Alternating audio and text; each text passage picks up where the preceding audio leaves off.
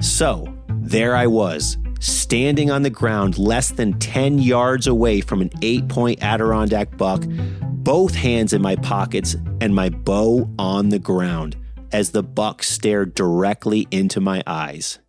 Crap. Marcy, Skylight, Gray, Cliff, and Redfield, done. Now the long walk back to the lodge. 3:55 a.m., just signed in, Santanoni Range, let's go. The wind is whipping here in the Seward Range today. Just finished the Macomb slide and my legs are on fire. Well, I fell victim to the floating logs again. Made it to the top of East Dix, peak number 3 of 5 for today here in the Dix Range. Avalanche Pass. On top of Rocky Peak Bridge, it's like a hurricane up here. Rain and wind here on Tabletop. Whiteface, number 6. Muddy day here on Street and Nye for number 7 and 8. Sunny and blue on Haystack. Algonquin, up in the clouds, number 18. Gothics, number 22. Panther, number 38. Allen, number 45. 7:12 a.m. Big Slide, Adirondack 46er. You're listening to the 46 of 46 podcast. October 2nd, 2023. It was a calm, overcast fall morning in the Adirondack High Peaks. The first week of the Northern Zone bow hunting season was underway, and it was a day that I'll remember for the rest of my life. You see, bow season kicks off the hunting season, and I always welcome it with enthusiasm. It's a magical time of year that eases the blow of summer coming to an end. It's always sad to see those Adirondack summers go, but fall brings a magic all its own. The chilled air, the smell and the warmth of a campfire, the colorful leaves on the trees, and the hunting. It is simply a beautiful time of year to be in the woods. Now, if you're not aware, hunting is really hard, period. Though it's exceptionally hard here in the Adirondacks, and especially in the zone that includes the High Peaks region, known as 5F. This region, however, these woods, these mountains, they are my home. Therefore, I do most of my hunting in this neck of the woods, for better or worse. So while a difficult task, it is one that I take head on every hunting season, knowing that it is going to be a grind. But fortunately, I am built for the grind. Hunting in the Adirondacks, often referred to as big woods hunting, usually consists of many, many miles walked, and often very few deer seen, if any.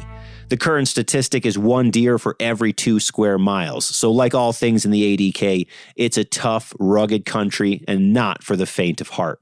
This bow season, I had an area in mind that I planned to make my prime early season hunting grounds. My hunting tactics tend to change later on in the season once rifle begins and the snow flies, but this was an ideal early season area to bow hunt while the deer were still in their normal routines, which involves eating, sleeping, and repeating. Earlier in the summer, my daughter and I hung some trail cameras in these woods, and the action was plentiful from the very first day we hung it. The action actually continued as well as the weeks went on. Bucks, does, rabbits, coyotes, fox, and even a black fisher crossed the beam of my camera at one point. It is a great piece of Adirondack woods. I will say, though, the rabbit must have Hollywood aspirations given how often that thing appears on my camera. He's even cost me quite a few dollars in cell phone plan upgrades. My morning routine eventually even became wake up, pee, and look at the night's rabbit pictures from the trail camera. But needless to say, this area that I planned to bow hunt in the High Peaks region felt very promising and had lots of wildlife action. If you're not familiar, in New York State, you get a doe tag and an either sex tag to fill during the archery season. And those particular tags, however, they're only valid during bow and muzzleloader season. Otherwise, they become void, unless you go and hunt elsewhere in the state in a bow-only unit. But for me, here in the Adirondacks, every year the clock is ticking to fill those doe tags from the second the season begins, because there's only a certain amount of time that I can fill them, and it's time to do it. Opening day arrived on Wednesday, September 27th. The bow hunting season was officially here in the Adirondacks. And as luck and schedules would have it, though, I was not able to hunt opening day. A day that would see not 1 but 2 does walk right past my camera only minutes after sunrise. You have got to be kidding me, I remember thinking to myself, receiving those trail camera pictures on my cell phone on opening day when I was not in the woods, but I was at home. It was devastating, to say the least. And given how many miles that I accumulate in the Adirondack woods during the hunting season, only to see very few deer throughout the season, it would have been an absolutely unbelievable moment to fill the freezer just 30 minutes into bow season. It would actually make a great story. But good thing it's helping to set up an even better story right now. So let's continue. Hey, remember that time I told you about a couple of does walking past my camera on opening day, but I was at home not hunting? Well, the following day, I was also home not hunting. And then an hour after sunrise, here you go, out walked a lone doe hungry for breakfast. Unbelievable. And as the old saying goes, you can't shoot a deer from inside your house, and it proved to be true. 2 days into the 2023 hunting season and 2 missed opportunities because I was not out in the woods. And as a hardcore carnivore and someone whose primary hunting objectives is meat in the freezer and wilderness adventure, missing these 2 opportunities because I was not out there was a major disappointment. I dare even say it was a blow to morale to start the season, but I had to brush it off. But that settled it. I was not going to miss another day. I was hunting tomorrow no matter what.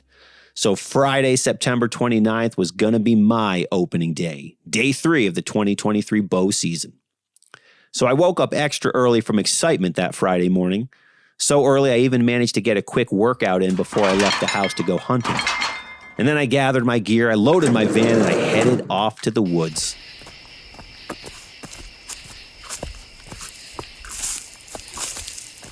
All right, day 1 of the 2023 hunting season has officially begun. Let's do this thing. First, I got to get back to my spot, and I'm going to have a nice morning sit. And hopefully, one of these deer I have on camera the last few mornings comes out and eats breakfast. Her final meal. Here we go. It was a calm, quiet morning as I began my half-mile walk back to my spot. The woods were a mix of hardwoods and evergreens, but I was headed to a small clearing nestled deep in those woods. And to get there, I started off on a trail until I arrive at a particular rock and a hill, and then I break off trail and I follow my compass heading due east until I arrive at the area that I'm looking for. And I made it back to that area via the light of my headlamp, and I snuck into my spot as quietly as possible, right around 5:30 a.m. All right, we're settled in. Time to wait for the sun to rise. My anticipation was great. The first hunt of the year was officially off to the races. Now, most bow hunters hunt out of a tree stand, but I never really got around to hanging one. And in general, I tend to hunt from the ground anyways.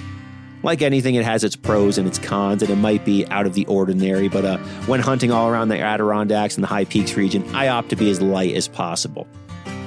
Once I got to my area, I was set up behind a 6-foot spruce tree, which is hidden from the game trail entrance to this little nook, we'll call it. And this way I was hidden, but still had a few good shooting lanes based on the runways that the deer use. Now, the night was quiet. In that late September air, it was cool as the temperatures were in the mid-40s. It was a perfect night in the woods. And I knew I was going to get a deer this morning. I could feel it in the air. Different does came out the last 2 mornings. Yeah, this was going to happen today. So I sat there in my small portable stool that I hunt with, and I waited for the sun to rise. Sitting alone in the darkness, just enjoying the cool night air of the Adirondack fall. And before long, the birds started chirping, the squirrels and chipmunks were moving, and the sun was lighting up the woods on this beautiful bluebird Adirondack day. And when you're hunting those pre- and post-dawn minutes, they're always so exciting since that's when most deer come out to play. But the minutes passed, and the only animals that I saw were birds and chipmunks. And then before long, those minutes turned into an hour, and then it turned into multiple hours. No deer. 2-3 hours gone by, nothing. Well, so far, no sign of any deer yet. We'll see what happens. I'm going to sit a little while longer. But it figures that they both came out yesterday and not today, but here we go. why not wait a little longer? And it figures the day that I showed up, the deer don't. But as the old cliche saying goes, that's why they call it hunting, not shooting. But you get pretty used to that here in the ADK. And I only had time for a morning hunt today, so I had to call it quits around 10 a.m., and then I made my way back to the trail and out of the woods. All right, well, day one, off to the start that I kind of assumed it probably would be, but that's okay.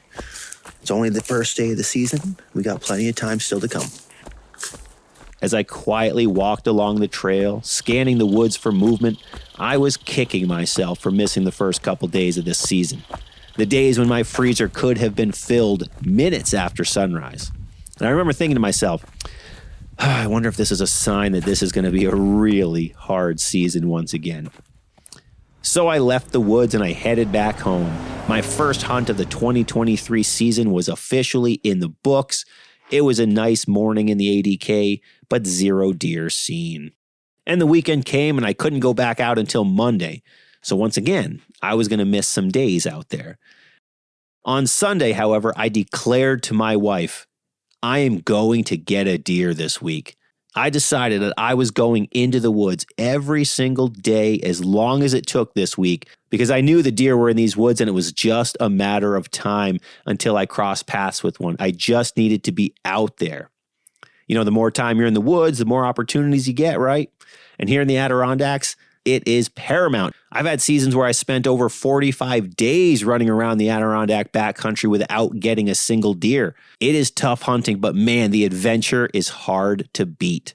So my strategy this week was in place. I was determined to fill the freezer with venison no matter how long it took. Sunday night came and off to sleep I went. Hunt number 2 and the beginning of Get a Deer Week was only a few hours from kickoff. Monday, October 2nd came and it was time to head back into the woods. So I loaded my bow and the rest of my gear back into my van and I left for the trailhead. Now, I don't typically bring a backpack hunting since I prefer a fanny pack system to remain light and agile while moving through the woods, especially once there's snow on the ground. Got to be light and able to move quickly. Which is funny because I take the polar opposite approach when I'm hiking, specifically in the high peaks, because I'm a textbook overpacker when I'm hiking. But when I'm hunting, I'm pretty minimalist. So I pulled up to the trailhead and it was time to hunt. I clicked on my headlamp, clipped on my pack, grabbed my bow, and started into the woods. And I'm back, day 2 of the 2023 hunting season. Bow in hand, time to hit it again. Walking through the woods, gonna get to my spot, turn off, head deeper into the woods, and try our luck today. Here we go. Being no stranger to the Adirondack hunting grind, I was mentally pacing myself, knowing that I was going to be out there all week long. As I hiked up the trail, I remember taking in the moment, and I even thought to myself, 4 or 5 days from now, this moment right now of me walking to the area here on day 1 of Get a Deer Week, it's going to feel like it was years ago because I have so much hunting to come in front of me, and I was ready for it. I came to my checkpoint in the woods and it was time to break off trail, so I headed east further into the woods off the trail out to my area. And like the other morning, I gently snuck in as quiet as a church mouse, set up my little stool behind the same spruce tree, and then I waited for sunrise. And once again, I was there ready to go at 5:30 a.m. with sunrise slated for 6:55 a.m., meaning legal shooting, which starts 30 minutes before sunrise, was at 6:25. So I was set up, ready to go 1 hour before shooting time, right on schedule. Time to enjoy a nice hour of darkness before the woods come alive when the sun comes up. All right, it's just after 5:30. I made it to my spot. I'm in my little nook here behind a tree. And now we wait. Sunrise is 6:55, so a good hour to just chill and enjoy the dark woods before the sun comes up. It's a nice, cool night. And I love this portion of the day, getting to be out in the woods as the sun comes up. It's a great time. But day 2 and day 1 of the Get a Deer Week is underway. Unfortunately, I didn't get a single photo of a deer all weekend here on my camera, but don't worry though, I got plenty of pictures of that rabbit. No deer pictures though, just the rabbit, and dozens of them. And it did have me slightly concerned, maybe they moved on or maybe someone else got them, but I also knew at some point this week something would show up. So as long as I was out hunting in this area, eventually I would cross paths with them. Does or bucks, it didn't really matter to me. I'm out there for meat and wilderness adventure, and I'm going to get both. I was determined. Of course, we can be determined, but ultimately, the Adirondacks are going to determine that for you. But it was another quiet morning in the woods, despite the occasional gusts of swirling winds coming from every which direction. Playing the wind in the Adirondacks is usually a losing battle due to the ever-changing direction it blows, so you kind of just ignore it and just do your best, letting the wind do what the wind is going to do. And it was an overcast morning here in early October with a low 40s temperature. A more ideal temperature from the warmer weekend that we just had too, so I was actually pretty optimistic that the animals would be moving. And then first light hit and the birds started singing. Being in the woods when it's pitch black and then watching and listening to the forest wake up is always a treat. Whether you're on a summit for the sunrise or you're walking on a trail or just sitting next to a spruce tree, it never gets old. It's a privilege, really. As I sat there waiting for legal shooting time to arrive, I had an arrow knocked and my release around my wrist while my bow stood upright on the ground directly in front of me. It was almost game time and I was excited. It's always so exciting as the sun rises when you're out on the hunt. Despite what social media may lead you to believe, 99% of the time when you're hunting, you are not shooting an animal. Well, unless you're Joe Donito, an absolutely killer Adirondack hunting legend. But for most of us mortals, you're not killing an animal 99% of the time that you're hunting. But that's why you put in the work for that 1% of the time. So with this in mind, I was pretty excited, but I was also pacing myself mentally for the week. I didn't want to put too much hope into getting it done here on day one of Get a Deer Week, which ultimately could be why some mistakes were made today. But we'll get there. Legal shooting light came as the clock struck 6:25 a.m., 30 minutes before official sunrise. Now, most of the shooting lanes that I had in these woods were 20 yards with one 30-yard shot possibility. So in archery terms, pretty decent shots. Now, a lot can go wrong being that close and that intimate with the animal, especially when you're on the ground like myself as opposed to up in a tree. But this is what I was set up to do. And the woods were awake as the birds sang and the chipmunks and squirrels sprinted all around the trees. 30 minutes went by and the 6:55 sunrise officially arrived as I sat in my seat behind the spruce tree, overlooking the small clearing, eyeballing the different entry points that the deer usually use, just waiting for one of them to walk in. I sat there with my bow in my hands, but no sign of deer yet. And you don't always see deer, especially in the Adirondacks, so not seeing deer was kind of expected. It wasn't a surprise, which again is why I had to pace myself mentally for the week ahead. The adventure was going to be long and it was going to be hard, but man, I was here for it. I sat in my chair and I checked the time once again, 7 a.m. Oh, and I do practice shooting from a seated position in these scenarios in case you're wondering, for all of you who might be wondering if I was going to shoot from a seat on the ground. But after sitting on my stool for over an hour, I needed to stretch my legs for just a quick minute. So I set my bow down, standing it upright with an arrow knocked on it, and I stood up behind the spruce tree directly next to my seat, just kind of stretching the legs a little bit, very gently and very quietly. I have a couple cameras in this area, and the majority of the time the deer enter, they come in on the other side of the clearing, which is why I chose to set up where I did. So I made sure to remain hidden from sight on that side of the woods while I stretched my legs. And I stood against the tree, and I decided to put my hands in my pockets for just a minute to warm them up since it was a little chilly, before sitting back down into my post. Then it happened. As I stood there, hands in my pockets with my bow on the ground, like a silent phantom, in stepped a deer. Only it didn't enter the clearing where I anticipated. No. It caught me by complete surprise and entered directly next to me. Oh, it wasn't a doe either. It was an 8-point buck. So, There I was, standing on the ground less than 10 yards away from an 8-point Adirondack buck, both hands in my pockets and my bow on the ground as the buck stared directly into my eyes. Crap. You got to be kidding me. The buck stared at me as my heart began pounding through my chest. Everything that could go wrong was currently going wrong. Talk about dumb, bad luck timing, maybe bad decisions, who knows, but bottom line, I had clearly made every mistake in the book over the last 30 seconds that I could possibly make. I knew in that moment that if the buck ran off, I could never forgive myself. But what could I do? My hands are in my pockets, my bow is on the ground, and the buck is 10 yards away from me, staring at me. And then, to make matters worse, as I stood there, stiff as a board, trying not to spook the buck, in walked 2 does behind him. Now there were not 1, not 2, but 3 deer within 10 yards of me, all staring into my soul while both of my hands remained in my pockets, my heart beating rapidly and my bow on the ground. What was I going to do? Well, I did the only thing I could do. I stayed deathly still.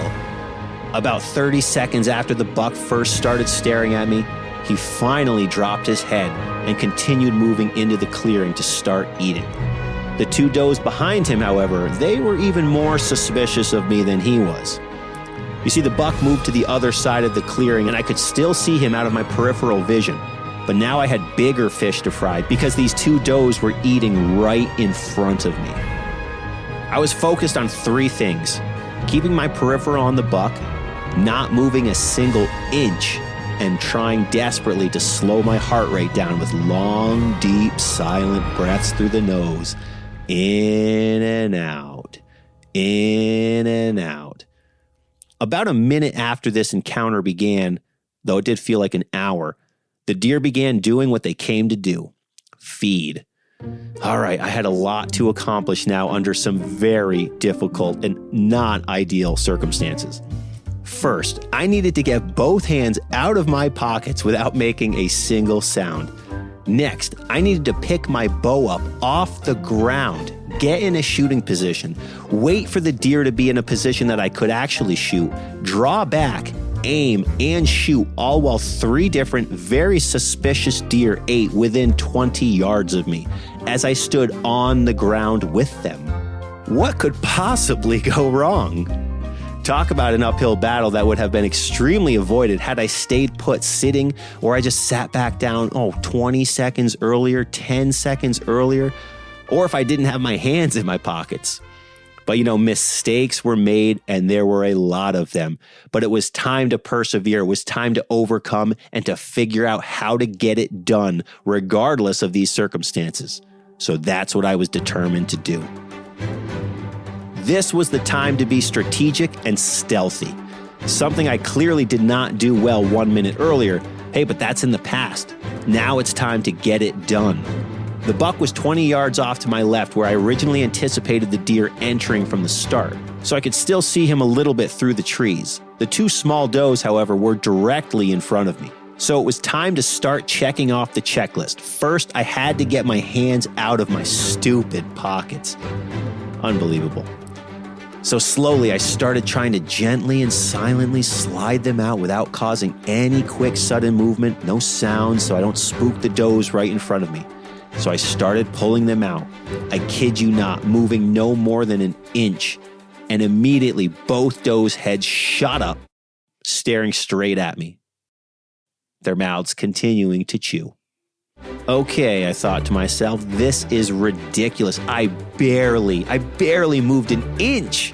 And you're sitting here telling me that you guys saw or you heard my movement? Come on. I mean, I know you guys are animals and you live in the woods, but come on, you didn't see me move. You didn't hear me. I didn't make a sound. Yeah, I was a little angry. But anyways, this was clearly going to be the challenge of a lifetime. But I continued working on slowing my breathing and focusing on the first task at hand, which again was getting my stupid hands out of my stupid pockets. It's really comical when you start to think about it though, isn't it? At least it makes for a really interesting story, in my opinion. With lots of eye rolling and chuckles happening out there. So I continued trying to slow down my heart rate. Deep breaths in, deep breaths out. And every time the does would turn or they'd have their head down eating, I slowly slid my hands further out of my pocket.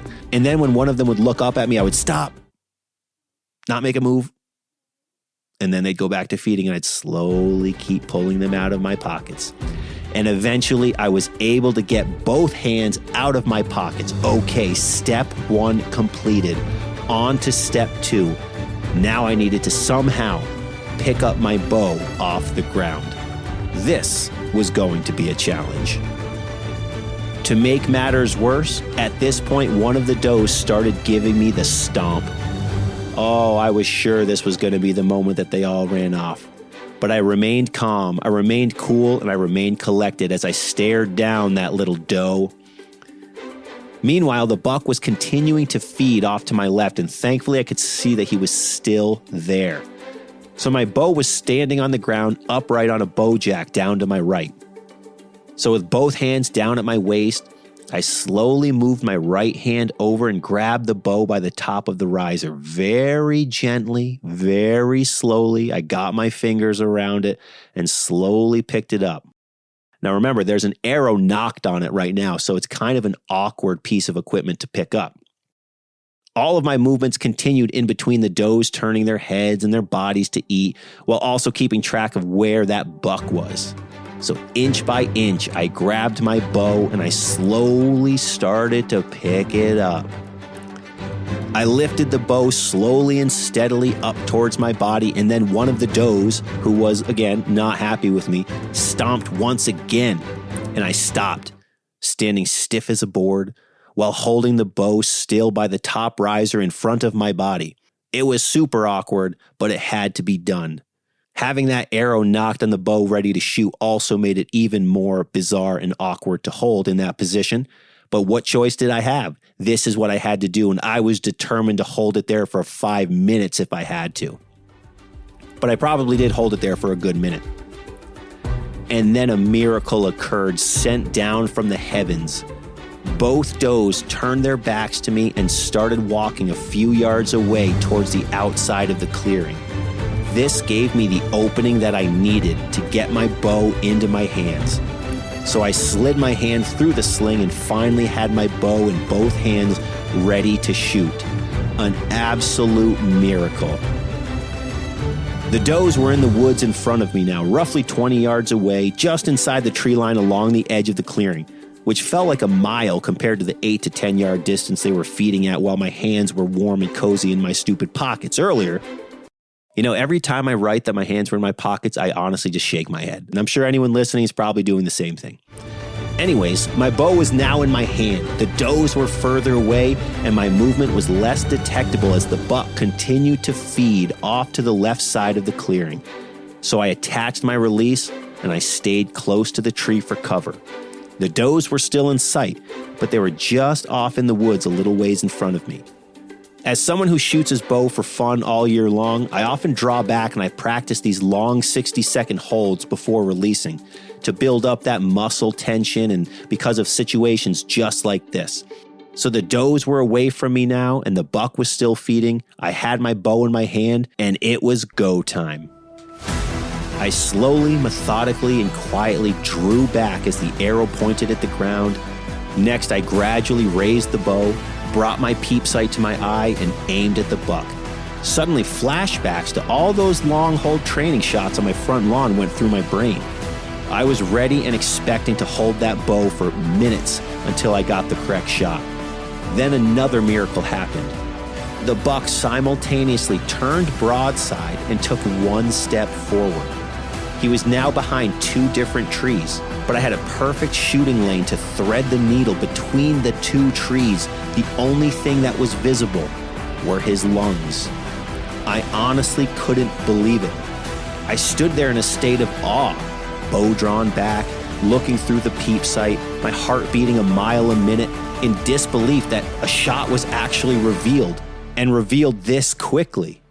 So there I was, bow drawn back, ready to fire, pin locked behind the front shoulder. All I had to do was shoot. I was almost confused how such an ideal shot happened so quickly. How just a few minutes ago, there were no deer in this clearing, and then in walked 3 of them, followed by the stare down with my hands in my pockets and my bow on the ground. Now here I was, bow in hand, locked onto the lungs with a clear shot of this 8-point buck. Suddenly, it was as if I had a voice in my head saying, "James, what are you waiting for? Shoot, shoot, shoot." I let it rip, and it was one of those shots where you just know, got him. And it's an unbelievable feeling that's hard to describe to a non-hunter. The does took off running and the buck ran in their same direction. I followed him with my eyes, making sure to focus on where he ran as he escaped into the thick Adirondack woods. Oh my God, what just happened? Holy crap. I just got a shot off at the buck. What a crazy turn of events happened over the last 2 minutes, but it ended with a shot. Holy crap. I think he went down over here about 25, 30 yards into the woods, but I can't quite tell. But oh my God, I did not expect that to happen. But I've had that buck on camera a couple times, but he actually came in this morning and I got a shot off out of absolutely ridiculous circumstances. But all right, I'm gonna wait about 15 minutes, 20 minutes before I move. But I feel like I saw him go down. I was super happy with the shot. I got him around 20 yards over here off to my left. And yeah, I think he's down, but I'm not positive. I'm gonna give it some time, get my heart rate down, and then go check for blood. And yes, we'll report back. I feel very good though.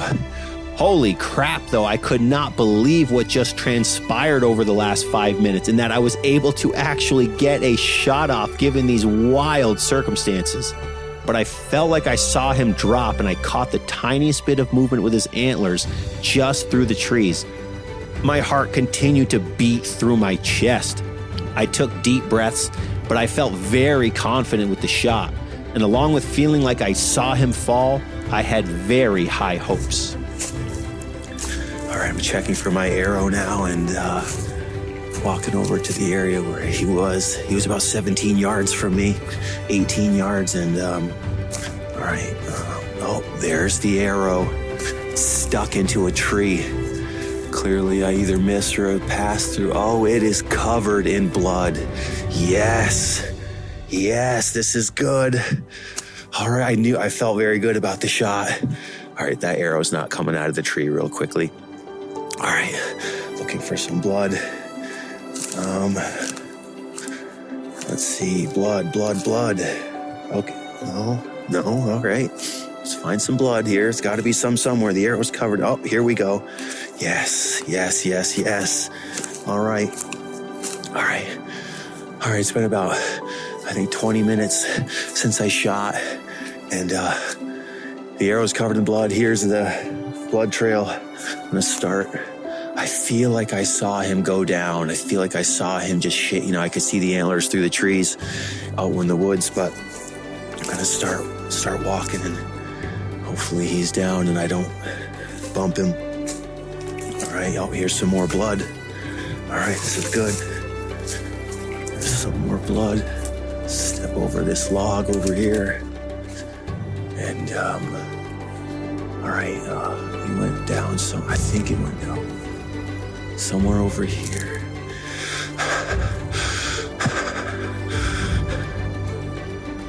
There he is. Yes! Oh, he is down. He's dead. Thank you, Jesus. Yes. Holy crap. I can't believe what just happened this morning.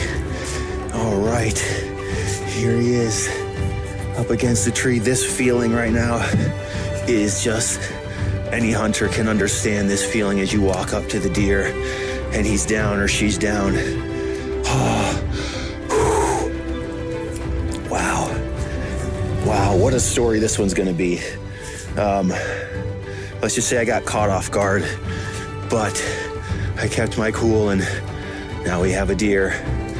And 1, 2, 3, 4, and an 8-pointer. So freaking awesome. Oh, all right. Wasn't expecting this on day one, morning one of this week-long hunt, but man, will I take it. Okay, time to gut him and get him out of the woods. Oh my God, so awesome. 7:27 a.m. I saw the mound of brown and the antlers against a small maple tree. Big buck down. Hallelujah. Well, medium buck. We'll call him medium buck. Medium buck down. And I watched him for a few moments in the woods before going closer to him, but it was evident that he expired. He was exactly where I thought I saw him fall down, no more than 20 yards from the clearing. I walked up to him with nothing but joy, thankfulness, and excitement in my heart. My Adirondack Archery buck was down. What a wild ride it was. The shot was a clean double lung pass through, and the deer was dead within 20 seconds. The best case scenario any hunter can ask for, especially here in the thick Adirondack woods where a deer could run 50 yards and you may never find it. So I called my wife and enthusiastically said, I got the buck. All right, calling my wife right now. Hey, I got the buck. Yeah. Oh my God. He came out right after the sun came out. Just after sunrise. Yeah, all right, I'll be home when I'm home. All right, love you. She was thrilled and said, see you when you get home. So less than 30 minutes into day one of Get a Deer Week, I was standing over not just a deer, but an 8-point Adirondack buck. I was thrilled beyond words. All right, the deer is gutted. What an amazing morning. I could not ask for anything better. An Adirondack buck with my bow. Man, this is one for the books. Time to drag him out of the woods. It's about a half a mile drag, a little bit more. But overall, it's not going to be too bad. You know, as I kind of trained for this all year long, so we should do just fine. But here we go. Start dragging him out of the woods. What a great day. What started as an oh no moment, followed by a series of remaining calm under pressure, strategic moves, and making it count in the clutch, concluded with a fairy tale ending. I was blessed beyond belief that day. I wasted no time gutting the deer before starting the half-mile drag out of the woods. Fortunately, the drag was short compared to many drags here in the 80K, but when you're riding that high, half a mile feels like nothing. All right. Gotta load this deer into the van. Got him out of the woods. The drag was fine. I was just on cloud 9, so I probably could have dragged him miles. What an awesome feeling and an awesome day. And it's not very late into the morning here. All right, so I have a little kiddie pool that rides around in my van during hunting season for this exact situation. This pool has held plenty of deer, so kind of funny, but also familiar and an amazing feeling. So I pull the kiddie pool out of the pool or out of the van, load him up, and then lift him into my van, and then when I get him home and get him hung up. But what a morning. What a day one here on my Get a Deer Week. And it happened first thing in the morning. And it's a pretty wild story. But all right, time to get him into the van. I got the buck out of the woods, loaded him into a kid's swimming pool that lives inside my van during hunting season. I got home and got him hung up and filled with ice. A week into the 2023 bow season and my freezer was already filled with meat from a great Adirondack deer. I am blessed beyond words. Having had seasons of non-stop grinds with endless miles in the woods, dozens of 4 a.m. wake-ups and coming up short, it was an absolutely amazing feeling to have one of those early season success stories. What a dream day. And if you ask me, despite the whole snafu when the buck walked in, I'd say it made for a pretty fun story to tell. A few days later, I processed and butchered the deer on my kitchen table, and I got him in my freezer. My 8-point Adirondack archery buck with a split brow tine will forever be remembered as the split brow buck. I'm forever grateful for this deer, the meat he's provided my family, and these Adirondack mountains that I get to adventure in and call home.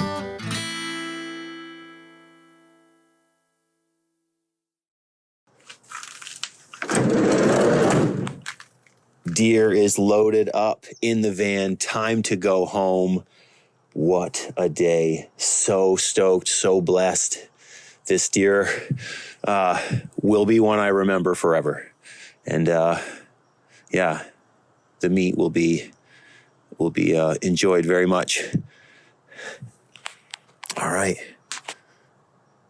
Just so stoked. It's like I don't want to leave the woods right now because it's just such an amazing feeling.